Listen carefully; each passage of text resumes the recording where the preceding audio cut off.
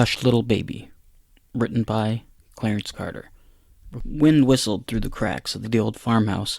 My hand rested on my belly. In the background my mother coughed, a wet, horrible sound. We were two single women in the empty house of a dying farm, one a widow and one destined for single motherhood. Tears stood in the corners of my eyes, as they often did. A romance novel sat on my lap, mostly forgotten. I got up, moved to her bedroom doorway, and stared at her. She didn't look up at me, didn't acknowledge my presence, whether from spite or negligence I couldn't tell. She coughed again. Flecks of blood spattered her palm. "Don't start with me, Annabelle." I hadn't said a word. Arguing with her about the hospital crossed my mind, but I couldn't bring myself to do it. I didn't have the energy. She wouldn't go, and my lengthy denial was coming to an end. Although I didn't want to admit it, she didn't intend to see my baby grow up, or to be a grandmother. Her bony, thin hand protruded from under the blanket. It stretched toward the nightstand, where she grasped the jar of salve. As she pulled it closer, its body scraping across the table, when I moved to help, she gave me a look that made my blood stand still. She pressed it to her cracked lips, and the sticky contents stretched into tendrils that inched toward her mouth. Gripping the bridge of my nose, I asked, "What am I supposed to do without you?" She groaned. "It's going to happen sometime. Today, tomorrow, next month. I've taught you everything I can." A lie. She didn't teach me much of anything. Neither did my daddy. The few things that I knew I'd picked up from the other Amish folk. That which I didn't learn from the romance novels in my limited education. The salve reached her tongue, and she lapped it like an animal would a puddle. The urge to help her filled me again, but I suppressed it. She hadn't asked for any help since getting sick. When I did win those battles, I did so with force, and she complained every step of the way. "That's it, huh? Me and my baby aren't your problem anymore? That's it. Vamoose, you're gone?" She chuckled, that unsettling noise, like dried leaves. "I'm not raising another child, Annabelle." I didn't ask her to raise him, only to help. "It's not my fault you ran off with that loser and came back knocked up." That loser, the only loser I'd ever had, wasn't like the men in the romance novels. He wasn't romantic, sweet, or kind. Well, at first he was sweeter than in the end. Clark, a man with a chip on his shoulder, who hated everyone and wore his hatred in a tattoo on the top of his head. I didn't know what it meant then.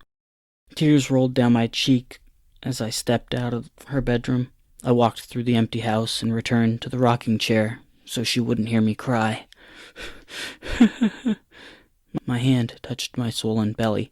I tried not to think about the bleak future that awaited him. "Get a husband," my mother's voice ran through my head. There weren't any men who'd take a woman like me, a woman who'd defied the church, had a baby out of wedlock. Smoke filled the room. I hid in the corner, too afraid to move. Men stood around a table with balls rolling around on it. They were hitting them with sticks. There were bottles in their hands. Verrill had told me about them, warned me about the forbidden drinks. One man, leaning over the table, looked at me. He took his shot, jostled his hands in the air, and then came around the table. I looked at the door and considered running. I'd come for a reason. I wanted to experience the outside world. In that moment I wished Verrill had come with me.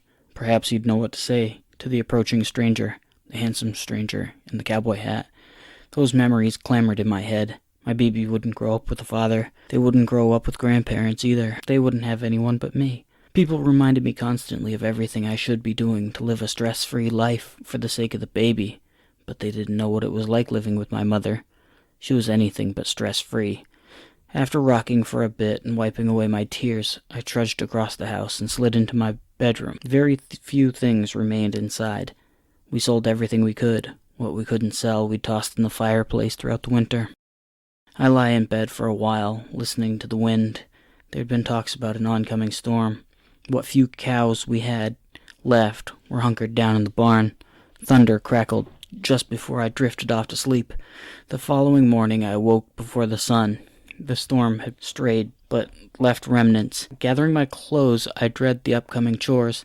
I didn't want to do them before I was 8 or so months pregnant. My feet hurt, my back ached, and I didn't sleep much because I woke several times to pee. A brisk chill filled the air. I swung my pail back and forth, headed for the barn. Pretty pinks and purples breached the sky as the sun broke through. The baby kicked. Yes, yes, I whispered. I'll feed you in a minute. My boots squished all the way to the barn. Inside, the girls were all huddled into one corner. I approached, taking my time. I haven't had much luck with them lately. They weren't producing as much milk as they had when they were younger. Hey, Claudette, I whispered, running my hand across her side. The bucket thumped on the ground, and I pulled up the milking stool. It had been my responsibility since childhood to milk the cows. It took several tries before she gave. My mind wandered. The man in the cowboy hat had glee written on his face as he pulled me out into the parking lot and helped me onto his motorbike. Can't believe you've never been on one before, he said. My disguise as one of the English worked somewhat. The milk had topped the pail, and I stood to leave. The cows continued to conspire in the corner. Dark clouds were formulating again, and I couldn't help but think another storm would break before noon. Inside, I started breakfast. This hadn't been my chore growing up. I'd only watched her some. She'd always been the one in the kitchen.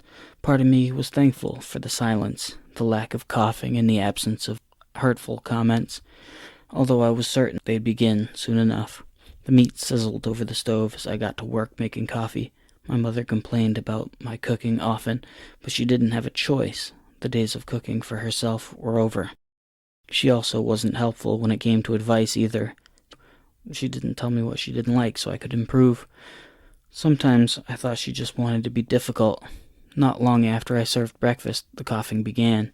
She couldn't make it to the outhouse anymore, so she used a chamber pot, which had become another of my endless responsibilities. I reminded myself that I'd have to clean that out after we ate.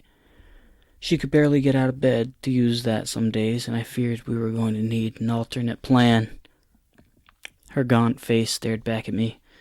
Where there'd once been full cheeks were only bones. I sat beside her. Here we go, I said, lifting the fork. She'd protested, being fed every step of the way, but eventually gave in because she didn't have the strength to do it herself any longer. While she ate, I could think of nothing other than the empty bed she'd leave behind when she passed. Once finished, I took her dishes to the sink. I sat at the table and pecked at my own breakfast. My appetite had already faded. I forced myself to eat, not for myself, but for the baby. A million thoughts ran through my mind. One continued to come and go throughout the pregnancy. I would be a better mother than mine. I had to be. Part of me knew in some strange way that I was having a boy. I could tell, feel it somehow, and in typical fashion, my mother disagreed, swearing it would be a girl. She'd even gone about making her a dress before things got bad. It remained unfinished. I'd always meant to finish it and sell it, among the other things. I decided on the name Malachi. Rolling thunder shook the old house to its bones. I stood by the window watching as the rain pelted the ground. It reminded me of my childhood. Some of the neighborhood children and I would play in the puddles, splashing about. A dry, haggard cough disrupted my thoughts. I crossed the house and slid into the bedroom. She turned her head with a grimace. I could tell there were words waiting to come out, poisonous ones. I forced a smile. Her cantankerous attitude wouldn't bring me down. It's time for your bath, Mother. Again she groaned. I don't need a bath. Let me rest. Through gritted teeth I said, We've been over this. You must get out of bed more often than just the pot. You're going to get sores. The look she gave me could cut glass, but she pushed the blankets as far as she could. You can't just leave me alone long enough to die. That's what you want anyway. Admit it. I didn't want that. Facing the world without her terrified me, even if she were an angry old lady with a poor outlook on life. At least with her, I wouldn't be alone. I ignored the question, knowing it was a trap. Thunder crackled as I got her to her feet. She leaned on me, using me as a crutch. She cried with every step.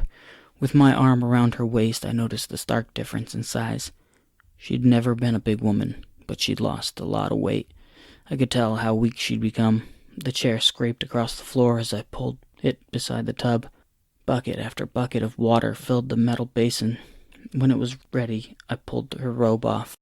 Her tiny frame shivered. "Put some wood on the fire, won't you?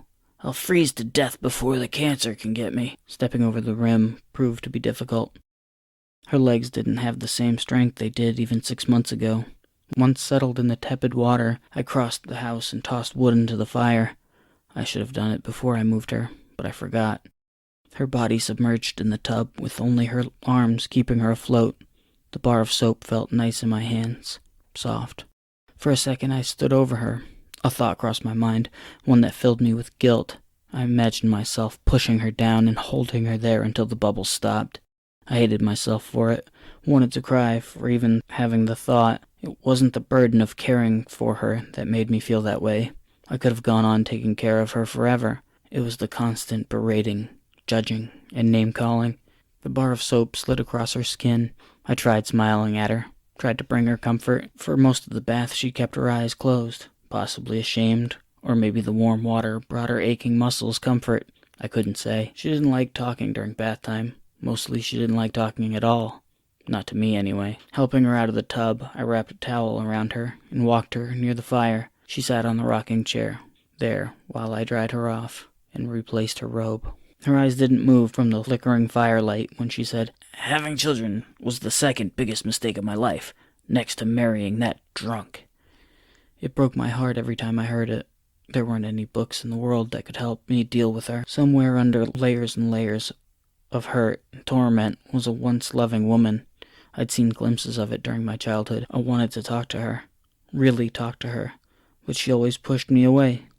Helping her to her feet, I eased her back toward the bedroom. "The floor is cold," she said. "I'm hungry," she added. "You're gonna let me starve to death, aren't you?" We were closing in on her bed. My heart thumped in my chest as anger flooded my veins. Another crack of thunder erupted above, which felt like God's wrath. Raindrops plunked on the roof. While wrestling her body into bed around my pregnant belly, I bumped into her nightstand. The jar tipped over. It rolled and fell onto the floor, shattering at my feet. Lowering my heel, a shard pierced my foot. Pain raged, and I fought back a scream. "Ah! Just like your father," she groaned. "Useless." "Enough!" I shouted. My pulse thumped in my temple as I pulled the shard out of my heel, which squirted blood. I grabbed the remains of the jar and chucked them at the wall. They shattered with a loud bang. "I've sat around here day in and day out and listened to you complain about everything.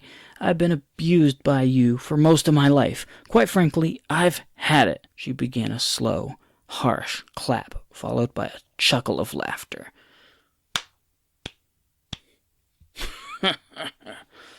"You're a sad, miserable woman." With every step, blood smeared on the floor. I marched out into the kitchen, grabbed a towel, and placed it on my foot. I hoped the storm would mask my crying because I didn't want her to get any satisfaction from it. The noise drew my attention. Turning to the window, I noticed that the sky had gone black. There, standing in the middle of the field, was one of our cows. How she'd wandered from the barn, I wasn't sure. I was certain I'd closed the door behind me. The bloody towel dropped on the floor. My foot screamed as I pulled my boot on and opened the door. Wind howled. Thunder cracked. Lightning jagged across the sky. Her scared moo traveled through the air, barely audible above the storm. "Claudette!" I called into the field, shielding my face from the rain. "How'd you get out here, Claudette?" Unable to run, I marched toward her. To my right, the barn door smacked against the wall. My boot got stuck in the mud, stopping me in my tracks. I pulled, trying to free myself. Instead, my foot slid out of the boot.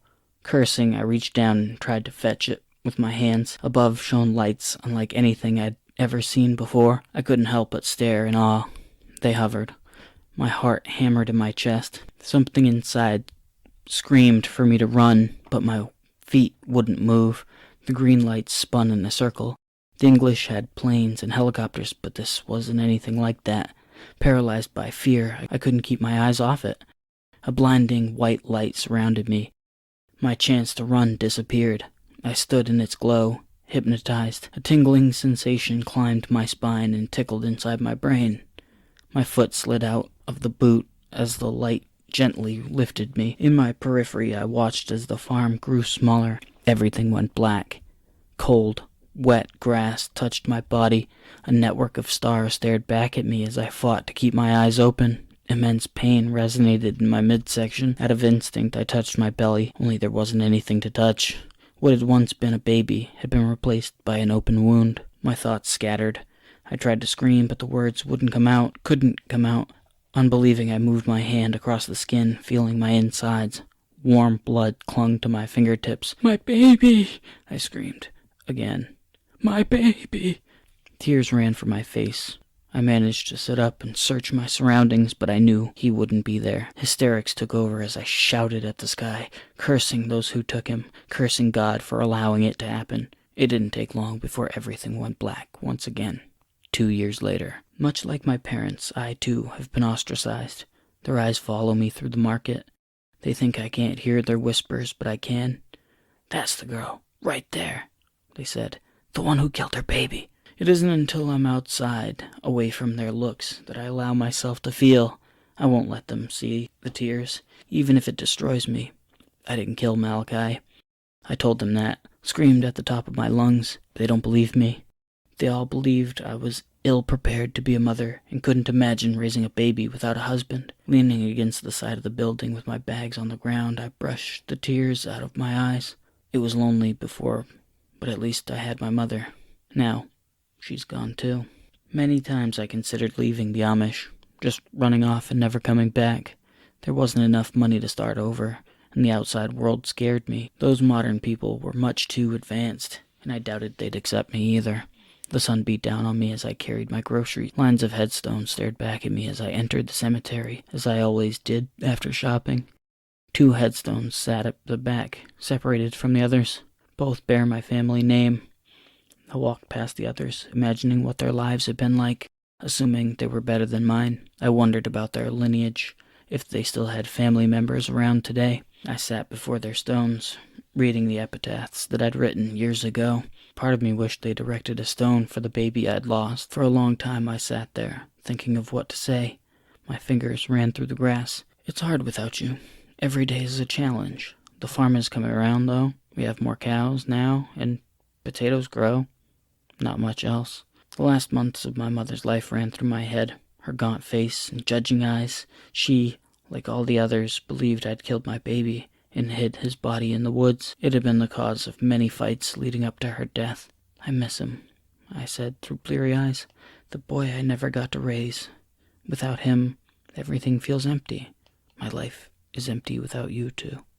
There were no men to wed me, no women to befriend me, only solitude, and the few people I encountered were polite to my face and salacious to my back. Getting to my feet, I wiped at the stray tears. As I walked home, I thought about that night, about the storm and the lights that descended upon me. I still didn't know what they were, and kept the story to myself, because nobody would believe me. I'd barely managed to piece myself together before I bled to death. Claudette and a couple of others stood in the pasture, grazing. I considered walking out there to be with them, but changed my mind. The circle in the grass where the light had taken me never grew back. The sight of the bald spot was a constant reminder of that night. Inside, I put my groceries away. The stack of novels in the corner caught my eye, and I considered sitting on the back porch to read. It was a beautiful day for it. The sun was out, and the wind wasn't too strong. The pitcher of meadow tea came out of the icebox. I poured myself a glass and gathered up the latest read. Before I got outside, I glanced over my shoulder to look at my mother's bedroom.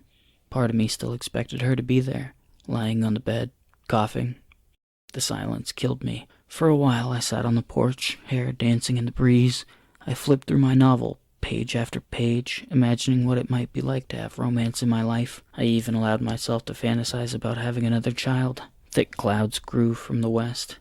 I hadn't spoken to anybody about the weather, which left me in the dark about the coming storm. As I read more, I kept an eye on the clouds that drew closer by the minute. The book landed on the table with a thump. I climbed out of my chair and headed for the field, calling for the cattle to head in. That spot made me uneasy. I gave it a wide berth. "Get!" I cried at the cows. "Go on now!" I shouted. A crack of thunder forced them to run. Some lingered behind, but they too moved with a little Amish influence. I pulled the barn doors shut, sheltering myself from the rain. The stalls were clean, and there wasn't much to do, so I just tried comforting them. Claudette loved the attention, where Sarah Beth didn't like being touched. The only calf didn't know what to make of the storm. It sat by its mother, watching for her reactions. Its tiny legs trembled. Lights shot across the sky, and thunder followed. The pregnancy test trembled in my hand. I held it up to him, hoping that it would make him smile. Disgust crossed his face, followed by anger. "This is your fault," he shouted, slapping the test from my hand. It clattered on the floor. "You're getting an abortion, or I'm out." Tears stung my eyes as I stepped out into the darkness. The storm had passed. There in the silence, something stopped my heart. A baby's cry. "It's just your imagination," I told myself, heading toward the house. The cry grew louder. It wasn't noise carrying on the wind. With my back to it, I stopped. I stared at the house and yearned to keep walking, because if I turned back and there wasn't anything there, I'd have bigger problems. With my mind made up, I turned around. My body trembled with every step. I drew closer and rubbed my eyes as I did. There, in the same patch of dead grass where he'd been taken, lay my baby. 2 years had passed, for me, but not for him. His cries echoed through my psyche. "This isn't possible," I said aloud, hesitant to touch him. I looked to the sky for answers, but found none. Although I'd never laid eyes on him, I knew he was mine. He squirmed as I hoisted him up. His brown eyes didn't look at me so much as they looked through me. With every step, I searched the sky. The door slammed behind me. For a while I stood there with him in my arms, uncertain of what to do. I couldn't stop staring at him. I couldn't help admiring his cute face. After a bit, he calmed. For a second I placed him on the chair and tossed logs on the fire. We sat in that old rocking chair. For the first time in a long time, my breasts felt wet. Just like that, we'd picked up where we'd left off. One of the quilts I'd made wrapped around him. Our long silence broke as he cried again. He'd grown hungry. The fact that I'd begun to lactate surprised me. There, I said, lifting my shirt and allowing him to suckle. A wave of euphoria crashed over me. The only thing that came close was the first time I'd gotten drunk. In ecstasy, the baby and I felt closer, more in sync than I'd ever been with anyone. "This is what it's like to be a mother?" I asked the empty room, leaning my head back against the rocking chair. "Ugh," I grunted as he bit into my flesh, snapping me out of my trance. "Easy," I said. Once fed, I took him into the bedroom where I swooned him. We drifted off into a dreamless sleep. The sun woke me first. The baby remained at my side. "It's too bright in here," I said, wondering why I'd said it. I woke into the sun numerous times and never once had that thought. It had been a long time since I'd woken to the sun. Normally I'd have already started my chores. Tiptoeing into the kitchen, I started making coffee. A million thoughts raced through my mind. I tried containing them, but they ran in a cycle. The light wasn't as harsh in the kitchen. Taking a sip, I said, "It really is quite burdensome in there, isn't it?" I considered milking the cows, but the thought of leaving Malachi broke my heart. "They can wait," I said. The cup clattered on the table, and I returned to the bedroom where he had opened his eyes. I couldn't help falling in love with him all over again. Those cute eyes stared up at me. I could have sworn I'd heard a whisper on the breeze telling me to feed him. I hoisted the boy into my arms, lifted my shirt, and fed him. Aside from a cup of coffee I hadn't eaten, I hadn't even fed myself. He had a big appetite. Again, he bit me harder than anticipated. "Aye," I said. "Don't get into the habit," I added. For a little bugger without any teeth, it hurt. Once he finished, I lay on the bed. Exhausted, I stared at the ceiling, wondering if I was coming down with something. With what little energy remained, I closed the blinds. Even that didn't make the room much darker. "I should really do something about it," I said, and marched outside for wood. My father's hammer and wood he'd been keeping for a deck blocked out the sun. I continued working, pushing through the fatigue to darken the house. The baby fussed at all the noise.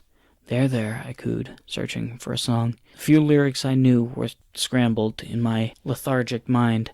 My mother hadn't sung to me. There were a couple of nursery rhymes the neighborhood girls had sung, but even they seemed a million miles away. "I should really eat something," I said. My voice sounded hollowed and distant. A wave of dizziness came over me. The baby crawled across the bed to me. "You shouldn't be able to crawl," I muttered. The room spun. He crawled beneath my shirt and sunk his teeth into my flesh. It felt as if he wasn't even in it for milk. but for meat. I didn't have the will to scream. After a short period, he settled in to suckle. With his back sticking out, I saw his bare flesh. Something shifted below his skin. At first, I wanted to push him to the floor and run. I couldn't. Mentally, physically, nothing. I'll be a better mother than my own, I muttered to myself. When he finished, he snuggled up against me. A smudge of red stained the corner of his mouth. More curious than afraid, I lifted my shirt to see the damage. Bite marks containing tiny teeth surrounded my nipple, teeth he shouldn't have. Surrounding the areola were black, cancerous-looking veins spiderwebbing under my pale skin. This isn't my baby. It's a monster. As if in response to my thought, he stirred. With what strength remained, I hoisted myself onto one elbow. My finger trembled as they got closer to his mouth. Gently, I lifted his upper lip. It didn't make any sense. Again, something shifted beneath the skin. The very sight of it made me want to cry. First, I prayed that God would save me. Then I pushed myself up. I didn't have the strength to scream. Even if I did, there weren't any neighbors close enough to hear me. My foot landed on the cold floor. I shifted my weight and nearly collapsed. There wasn't much strength left. The insatiable baby had taken everything from me. Holding myself up by the wall, I moved across the house, slowly. If not for my movement, I may never have seen my reflection in the bit of exposed glass. My skin had become pale and ashen. My face was thin and frail. Noises foreign to my own thoughts ran through my head. I stopped trying to hear the whispers ransacking my psyche. They were tiny voices, internal voices, babies, tons of them, everywhere. All of them saying the same thing. Feed me. As I reached the door, their voices amplified. I stumbled out of the house onto the lawn. Everything ached. Holding my body upright felt like an impossible task. I wondered how long I'd been under its spell. Days, weeks, months, years. Everything seemed like a blur. On my hands and knees I crawled. Their constant plea grew louder, some of their voices coming from miles away. Something told me they'd been here for a long time. Again I stumbled, trying to find my feet. Clumping came from the road. I called to the man pulling his wagon. My voice grew tired and strained quickly. "Help!" I cried, in a rasp. "Help me!" A familiar voice called me. His voice. The baby couldn't speak, but he had been in my thoughts. He cried for me to return, to feed him. The man on the wagon drew further away. I tried screaming for him, but my voice fell on deaf ears. He couldn't hear me. He wouldn't turn around. The urge to return overwhelmed me. The yearning for that euphoric bliss that had once captured me drew me in. Relief, the lack of worry, the absence of responsibility called me. As I crawled back inside, I wondered if they were all intertwined, if they were thinking as one. Feed me, feed me, feed me. Memories of my mother's terrible parenting swept over me. The neglect I'd experienced throughout my life, all the times I'd cried because of her, came back to me. I couldn't do that to my baby. I couldn't be like her. My legs were heavy as I crossed the threshold, every step a mile as I marched down the hall. His thick, trembling wail grew louder. My feet dragged. I reached out for the doorframe to catch myself, but let go in quick succession. He needed me. I'd do anything for him. Anything. Whatever had taken over my son's body had outgrown it. He'd split at the seams. Bits of my baby's flesh lay discarded like dirty towels. Whatever had used his body like a cocoon looked spider-like. It should have scared me. I should have run, but I'd become helpless to its call. I dropped my dress on the floor, exposing my thin, naked body. The black veins had expanded, crossing my chest. It didn't matter. Nothing did. I crawled into bed, meeting its gaze. It hoisted itself onto my chest, in one inhuman motion. Its mouth watered. Little limbs had broken loose from its side. It had outgrown its host, and would likely take me next. Feed me. Feed me. Feed me.